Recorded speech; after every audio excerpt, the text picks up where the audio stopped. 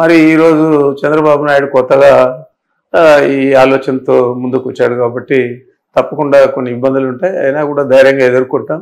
రాష్ట్ర ప్రజలకందరికీ కూడా తెలియజేస్తాం, మేమేం తప్పు చేయలేదు. ఏదైనా తప్పు చేస్తుంటే శిక్షకు అర్హులు. అదే కాకుండా ఏ కేసులు పెట్టినా కూడా అవన్నీ కూడా తప్పుడు కేసులు అనేది కూడా నిరూపిస్తాం ఈ రాష్ట్ర ప్రజలకు అని చెప్పి తెలియజేస్తూ ఉంటాం. సార్, యాక్చువల్గా నాయకులే ఇంత ఇబ్బందులు పడుతున్నారు, కేసులను ఎదుర్కొంటూ ఉన్నారు, అరెస్టులు అవుతున్న పరిస్థితి. కార్యకర్తలకి ఇలాంటి సమయంలో ఎలాంటి భరోసా ఉంటుంది, ఎలాంటి ధైర్యం ఉంటుంది మీతో కలిసి పనిచేయడానికి? కార్యకర్తలందరూ కూడా ధైర్యంగా ఉన్నారు. వాళ్ళందరూ కూడా వైఎస్ఆర్ కాంగ్రెస్ పార్టీకి పూర్తి స్థాయి మద్దతును ఇస్తూ ఉన్నారు. దాంట్లో ఎలాంటి ఇది లేదు. మా నాయకుడు జగన్మోహన్ రెడ్డి గారి మీద విపరీతమైన ప్రేమ అభిమానాలు ఉన్నాయి.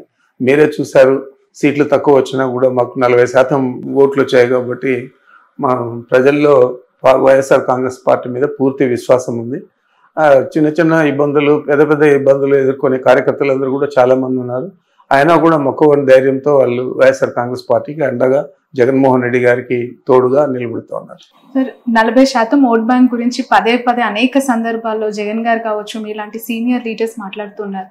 రాబోయే 5 ఏళ్ళు దాన్ని అలాగే కంటిన్యూ చేయటం కాదంటారా? అది తప్పకుండా నిలబడుతుంది. ఎందుకంటే చంద్రబాబు నాయుడు గారే మా ఓట్లు చెక్కు చెదరకుండా నిలబెట్టేదే కాకుండా మాకు విజయానికి కావాల్సిన ఓట్లు కూడా చంద్రబాబు నాయుడే మాకు ఇస్తాడు.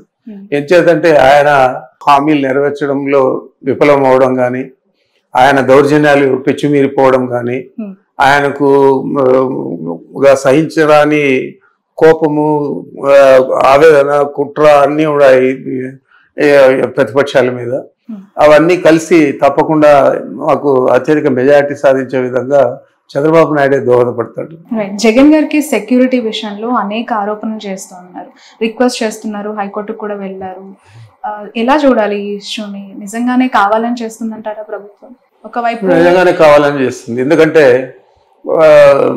మా నాయకుడికే కాదు, మాలాంటి వారికి కూడా, నేను 7 సార్లు శాసనసభ్యుడిగా ఉన్నాను, మంత్రులుగా పనిచేశాను, సీనియర్ నాయకుడు అని మీరే అన్నారు. మరి మాలాంటి వాళ్ళకు కూడా 1+1 సెక్యూరిటీ ఇవ్వడం అనేది చాలా విడ్డూరంగా ఉంది. మేము కూడా కోర్టుకు వెళ్ళాము. అంటే జగన్ గారు మొన్న మాచర్లకు వెళ్తున్నప్పుడు కారులో నుంచి బొద్దింకలు వచ్చాయి, పురుగులు వచ్చాయి అని చెప్పి అన్నారు. అది వాస్తవమే అంటారా? అది వాస్తవం కాబట్టి ఆ బండి దిగి మామూలు బండిలో వెళ్ళాడు. మీరంతా కూడా గమనించుంటారు. అది ఎందుకు పనిచేయని ఒక బీపీ అంటే బుల్లెట్ ప్రూఫ్ కార్ ఇచ్చారు. మరి అలాంటి దాంట్లో ఎలా ఆయన ప్రయాణిస్తాడు? మరి అందుచేతే మామూలు వెహికల్లో వెళ్ళాడు, క్షేమంగానే తిరిగి వచ్చాడు. రైట్ సార్, ఈ రికార్డుల ధ్వంసానికి సంబంధించి అసలు ఎందుకు ఆ ఇష్యూని లేవనెత్తాల్సి వచ్చింది? నిజంగానే రికార్డుల ధ్వంసం అంటే రికార్డులు ధ్వంసం జరిగిండొచ్చు. అది ఎవరు చేశారు, ఏం చేయలేదు అనేది కూడా ఆలోచన చేయకుండా, ఫోరెన్సిక్ నివేదిక రాకుండా, కలెక్టర్ కాన్ఫరెన్స్లో స్వయంగా ముఖ్యమంత్రి గారి చంద్రబాబు నాయుడు గారి చెప్పడం అనేది, పెద్దిరెడ్డి వీళ్ళు చేశారు అని చెప్పి చెప్పడం అనేది, ఆయన ఊతం ఇస్తా ఉన్నాడు. ఈ పెద్దిరెడ్డి మీద ఈ కేసు మోపండి అని చెప్పి. మరి ఆ విధంగా కాకుండా నేను ఒకటే అడుగుతా ఉన్నాను, రెవెన్యూ రికార్డ్స్ మిగతా డిపార్ట్మెంట్ల కంటే భిన్నంగా ఉంటాయి. తహసీల్దార్ ఆఫీసులో ఆ మండలానికి సంబంధించి ఉంటుంది, డివిజన్కి సంబంధించి ఆర్డీఓ ఆఫీసులో ఉంటాయి, జిల్లాకు సంబంధించి కలెక్టరేట్లో ఉంటాయి, రాష్ట్రానికి సంబంధించి గవర్నమెంట్లో ఉంటాయి. Same record. మరి ఈ మధ్య ఇంకా ఇవన్నీ పెట్టారు కాబట్టి కంప్యూటరైజేషన్ ఇవన్నీ కూడా వాటిల్లో కూడా నిక్షిప్తమై ఉంటాయి. మరి ఇవన్నీ తెలుసుకోకుండా అక్కడేదో జరిగిందని చెప్పి పోతే దాన్ని వాళ్ళే చెప్పారు, రీట్రీవ్ చేశాము, అన్ని రికార్డులు కూడా అక్షేమంగా ఉన్నాయని చెప్పి ప్రభుత్వమే చెప్పింది. మరి ఏమి కొంపలు మునిగాయని చెప్పి హెలికాప్టర్లు డీజీపీని పంపించి ఇదంతా చేశా అంటే డైవర్షన్ పాలిటిక్స్.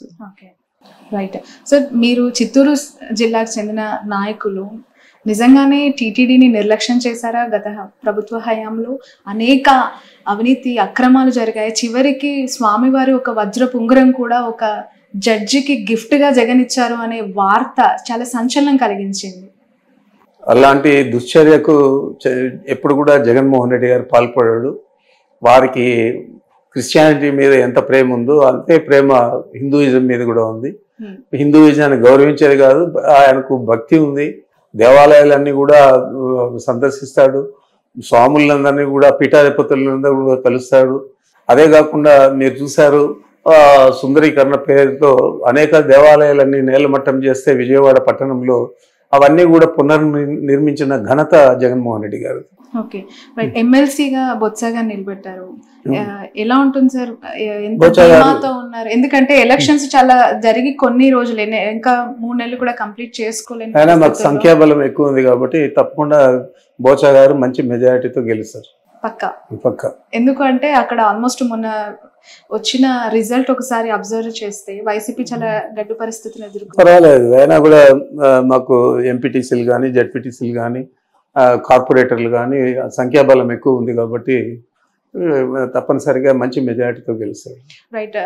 వైసీపీ నుంచి కొంచెం పక్కన పెడితే సార్, మిమ్మల్ని ఒక క్వశ్చన్ అడుగుతాను పర్సనల్ గా. చాలా సీనియర్ లీడర్ గా మీ అబ్జర్వేషన్ ఏంటి? వస్తున్న నాయకులు చేరుతున్న పార్టీ జనసేనగా ఇప్పుడు మారిపోయింది, టీడీపీని ఆప్షన్ గా ఎంచుకోవట్లేదు అని చెప్పి కొంతమంది నాయకులు మాట్లాడుతూ ఉన్నారు. ఎందుకు జనసేన ఒక హ్యాపెనింగ్ పార్టీగా కనిపిస్తుంది అంటారు అలాంటి లీడర్స్ కి? ఆయన నాయకత్వం మీద అందరికీ కూడా గౌరవం ఉండొచ్చు. అదేవిధంగా చంద్రబాబు ఈ ప్రజా వ్యతిరేక కార్యక్రమాలన్నీ కూడా ఎక్కువ చేస్తూ ఉన్నాడు కాబట్టి ఆయన తెలుగుదేశం పార్టీలో చేరడానికి ఇష్టపడకపోవచ్చు. దానికి కారణాలు ఏవైనా కానీ వాళ్ళందరూ కూడా ప్రతిపక్షంలో ఉన్నట్లే. సార్, 2024 ఎన్నికలు కేవలం పవన్ కళ్యాణ్ యొక్క ఎఫెక్టివ్ వల్లనే ఈ రిజల్ట్ అంటారా? మీ అభిప్రాయం? 100%. దాంట్లో పవన్ కళ్యాణ్ వల్లనే 100%. అటు వైసీపీ ఓటమి, అటు కూటమి గెలుపు 100%. అంతలాగా పవన్ కళ్యాణ్ ఇన్ఫ్లుయెన్స్ చేశారంటారా AP politics? AP politics influence చేశాడా లేదా అనేది కాదు, వారికి సంబంధించిన సామాజిక వర్గం అంతా కూడా ఆయనకు గట్టిగా మద్దతు ఇచ్చింది. ఆ మద్దతు తెలుగుదేశం పార్టీకి ఉపయోగపడి ఎన్నికల్లో గెలవడానికి కారణభూతులే. ఓకే సార్, టీడీపీ పార్టీకి కమ్మ సామాజిక వర్గం బలం, జనసేన పార్టీకి కాపు సామాజిక వర్గం, మరి వైసీపీ పార్టీకి ఏ సామాజిక వర్గం? ఒకవేళ నిజంగానే అది నమ్మి ఉంటే ఈరోజు ఈ రిజల్ట్ వచ్చేదా అంటే? లేదు, లేదు. రెడ్లంతా కూడా చాలా మంది వ్యతిరేకం చేశారు. కారణాలు ఏవైనా కానీ రాబోయే రోజుల్లో మంచి ఫలితాలు వస్తాయని చెప్పి ఆశిస్తాను. రైట్. ఫైనల్లీ మొన్న రీసెంట్ గా తిరుమలని బండి సంజయ్, కేంద్ర మంత్రి, మీకు తెలిసే ఉంటుంది, తెలంగాణకు సంబంధించిన ఎంపీ. సో తను దర్శించుకున్నప్పుడు ఎర్రచందనం స్మగ్లర్ వీరప్పన్ వారసులు ప్రభుత్వం నుంచి పోవటం మంచి పరిణామమే, దీన్ని నేను స్వాగతిస్తున్నాను అంటూ మాట్లాడడం. అతనికి ఓనమాలు తెలియవు మా జిల్లా గురించి, మా ప్రాంతం గురించి. ఆడెవడో ఏదో ఎత్తిస్తే అది మాట్లాడాడు. ఇదే చంద్రబాబు నాయుడు వాళ్ళ శాసనసభ్యులే 2014లో పోటీ చేస్తే పీలేరులో కిరణ్ కుమార్ తమ్ముడు కిషోర్ కుమార్ రెడ్డి ఈరోజు శాసనసభ్యుడిగా ఉన్నాడు తెలుగుదేశం పార్టీలో. అతని గురించి పబ్లిక్ మీటింగ్లో ఎర్రచందనం స్మగ్లర్ వీరప్పన్ అన్నాడు. మరి ఆ వీరప్పన్న ఇప్పుడు వాళ్ళ పార్టీలో శాసనసభ్యుడిగా చేసుకున్నాడు. మేము రెడ్ శాండిల్ స్మగ్లింగ్ అనేది ఎంకరేజ్ చేయలేదు.